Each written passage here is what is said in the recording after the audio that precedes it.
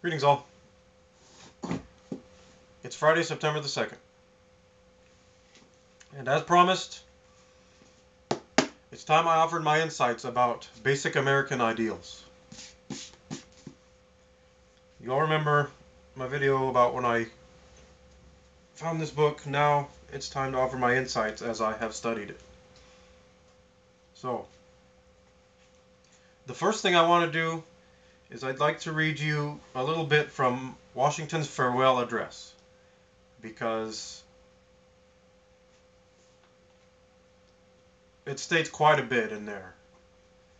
It gives a pretty good summary of what I want to share with you in my insights. So, I'll begin. Let me now take a more comprehensive view and warn you in the most solemn manner against the baneful effects of the spirit of party generally. This spirit, unfortunately, is inseparable from our nature, having its root in the strongest passions of the human mind. It exists under different shapes in all governments, more or less stifled, controlled, or repressed. But in those of popular form it is seen in its greatest rankness, and is truly their worst enemy. The alternative dominion of one faction over another, sharpened by the spirit of revenge natural to party dissension, which in different ages and countries has perpetrated the most horrid enormities, is itself a frightful despotism. But this leads at length to a more formal and permanent despotism. The disorders and miseries which result generally incline the minds of men to seek security and repose in the absolute power of an individual, and sooner or later the chief of some prevailing faction, more able or more fortunate than his competitors, turns this disposition to the purposes of his own elevation, on the ruins of public liberty. The common and continual mischiefs of the spirit of party are sufficient to make it the interest and duty of a wise people to discourage and restrain from it. So, I realize that Washington speaks in old tongues and that many of you will have difficulty understanding those words, but I'm going to put it into modern terms for you.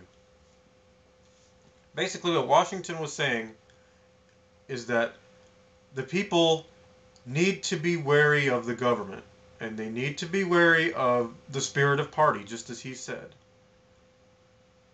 And that basically sums up my whole insights on this whole book. You know, the Freemasons knew exactly what they were doing. They knew exactly the evil that could come of it. And whatever their motive was, by putting it out there in the open for everyone to see and acknowledge, it only served to further their purpose, because the people trusted in them. They clearly gave the people knowledge of the evil that could come from the spirit of party and government. And what better way to, in a sense, conceal it and make it... I'm trying to find the right words here. Basically, what I'm saying is this: keep your friends close and keep your enemies closer. They knew what they were doing. They knew what could come of it. They knew they could grow in power. And by giving that knowledge out to the public put their trust in them. And look what's become of it now. Their power has grown exceptionally in every aspect. Economically, everything. It's to the military, all of it. And you know, that's another thing in here that I want to cover really quick, is the section about our public schools. In their public schools, they teach you only what they want you to learn. It's altered history. It's the ultimate deception, everyone. The ultimate deception. And the reason that it is the ultimate deception is that it's put right under our noses, and so many don't realize it. and haven't realized it for so long. And what better way to make the ultimate deception than to put it right there, and people just don't even acknowledge it because they don't know how to look for things.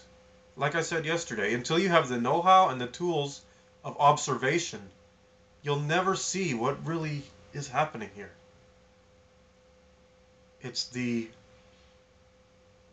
fourth dimensional language of symbolism and altered words. Words are a game. It's all a word play, everybody. Just like history. What does history spell? It spells his story. Not your story, his story. And just like planet. You come to the planet to do what? To plan it. You plan civilization. You plan everything on the planet.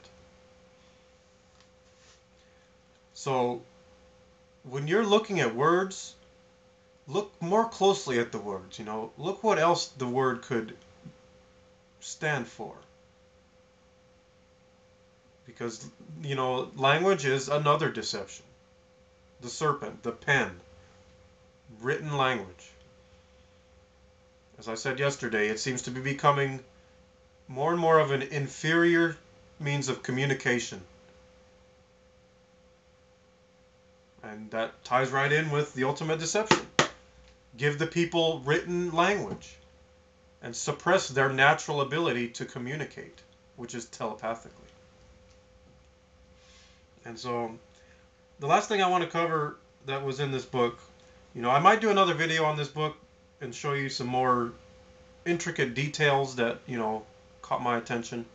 But for now, I just want to give a generalization. And that's this section here. Communism menaces freedom.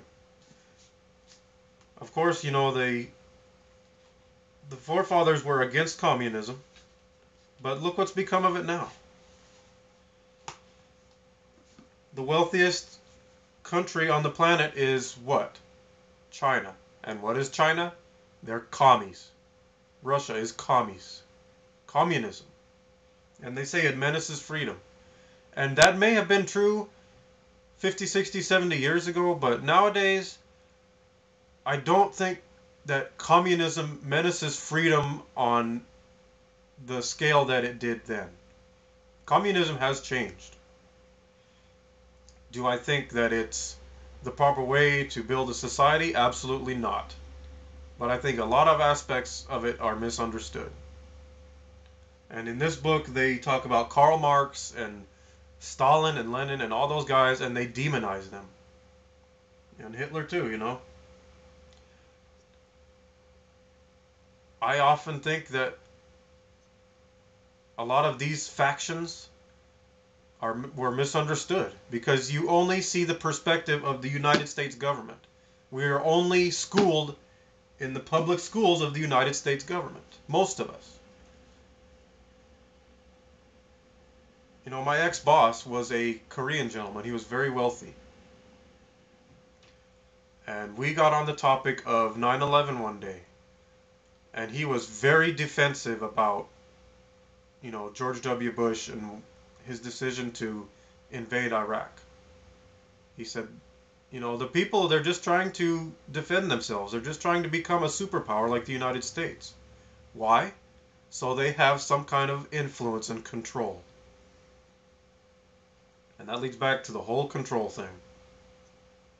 So, basically, to summarize this book, again, it's the ultimate deception because it's put right under our noses and many don't even realize it. The whole idea of patriotism and becoming passionate about your country when you don't even know what your country is really about. You don't even know the people who are running your country, what they're up to. So, there you have it, everyone. It is the deception of the ages, and it's placed right before us. Be well.